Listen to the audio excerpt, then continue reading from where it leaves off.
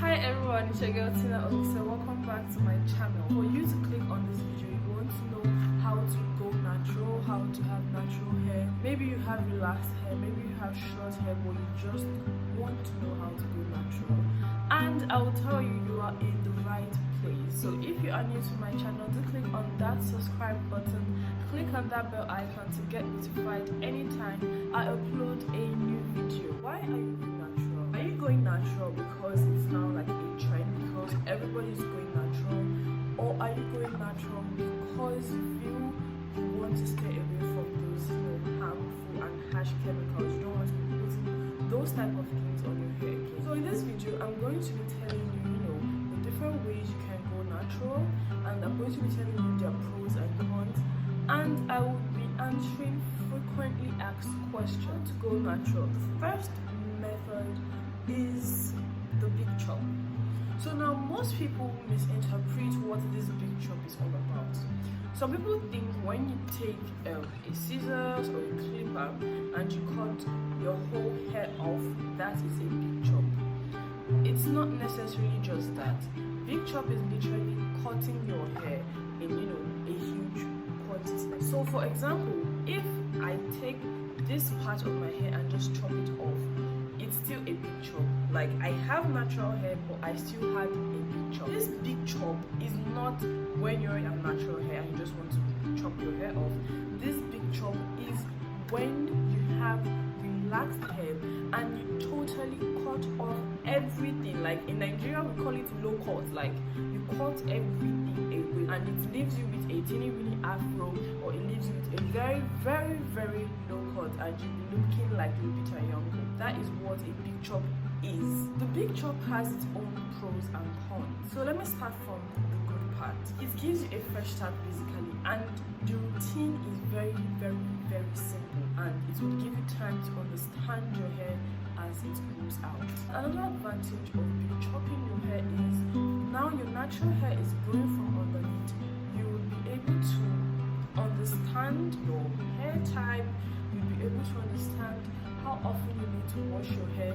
You can give your scalp more attention because now your hair is not that long, your hair is short, and now you can open your scalp, see what it is like weekly, every day. When you apply oils, what type of oils your hair doesn't like, what type of things your hair doesn't like. So another thing now that might not be favorable to you when you do the big chop method is that it might tamper with your confidence. Think about what would other people say, how would other people see me. And the thing about going big chop way is you can't style your hair. You are on a low cut, but it will depend on how low you went. If you really went like low, or some people go as far as going bald, you can't do braids, you can't twist your hair.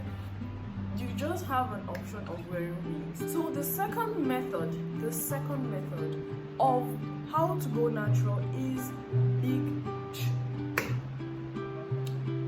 the second method is transitioning. But the thing about this transitioning is you still have to chop along the line. So transitioning is a method where even after you relaxed your hair previously and then you decide, oh, I want to go natural, I don't want to apply relaxer on my hair, you now allow your hair, your natural hair, to grow underneath it. All your natural hair is growing underneath it, you still retain the relaxed part.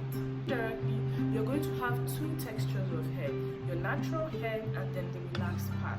So for the pros and cons of transitioning to natural hair, it will give you time to see what your natural hair is like, give you time to play around, and it literally gives you time to be more comfortable with your natural hair. You get to grow out your hair conveniently to a length that you're comfortable with before you chop the relaxed part, and now you can probably you transition for 2 years. Let me say you transition for 2-3 years and you have maybe shoulder length hair and your relaxed hair is still below that. Now you can chop that off and you won't feel awkward because you can still do different types of styles that you'll be comfortable with. And also styling, you can still do your cornrows, you can still go ahead and do some buns, put you can tuck in the relaxed part in like a bun or whatsoever, you can still be a little bit versatile with your styles compared to when you be chopped straight up to maybe a very short mini half. Difference in texture, like you have two textures. For me, I had type 4BC hair here, and then I had relaxed straight hair. It was kind of frustrating because the two textures are different. The way they react to products are different. So majorly what I just did was I didn't care about doing, wash and goes. I didn't care about doing twist outs.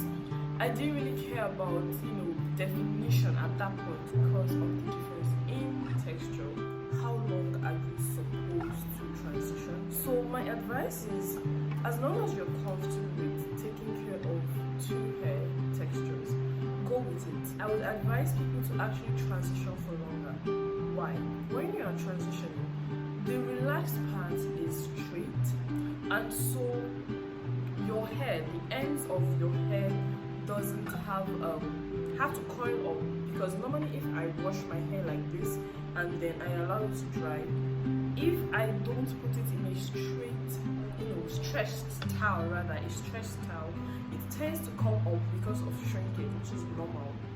But when your hair is transitioning in that state of two different textures, even if this part shrinks up, which is the root you're trying to grow out, it can never curl because it is connected to your relaxed part, which is straight. With that, you would avoid single-stranded knots. So if you're transitioning for longer, you are saving yourself the stress of single-stranded knots. If your relaxed part has split ends, it will go up. No, it won't go up.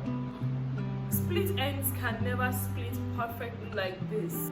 Your hair is protein bonds together, so it's not like 1, 2 protein bond and it's splitting. There are a lot, it's packed. So when you have split ends, it doesn't divide perfectly into two and go up. No, it's just a tear from a part, and that part can actually cut off, and then you're left with a protein bond that has some parts removed, which would actually make it weak. So that is why it's advisable to do mini trims while you are transitioning. Should you oil your scalp, especially people that did a big chop, or people that actually went bald or close to being bald? No, you shouldn't oil your scalp. I know it may sound crazy, like, oh, then how do I moisturize, or what do I do then? Wash your scalp. Just make sure your scalp is clean. You can decide to do maybe tea rinses once in a while. You can decide to give your hair some kind of nourishment, but using oils, if at all you want to use oil, it should be in drops, like 1 drop, and that is it, because your scalp naturally is supposed to produce sebum, and this sebum is self-sufficient. Your scalp is self-sufficient enough to take care of this little amount of hair that is very close to your scalp. Like I would always say, everybody's hair is different. I would react differently to some kind of thing. So even if you're going to take my advice, I would want you to take it and still monitor how your hair reacts to it, because everybody's hair is different. So if you see applying oil to your scalp is needed, which might not necessarily be the case for everybody, then do it. If you have any questions about transitioning from relaxed hair to natural hair, don't forget to put it down in the comment section. I am here to answer all your questions, and don't forget to give this video a thumbs up, and don't forget to click on that subscribe button if you're new to my channel, and turn on your post notifications to get notified anytime I upload a new video. I still remain your girl Tina, your #1 natural hair educator, and I will see you in my next video. And don't forget to follow me on TikTok. Don't forget to follow me on Instagram, and also on my Facebook, all at Tina Olise. I will see you in my next video. Bye.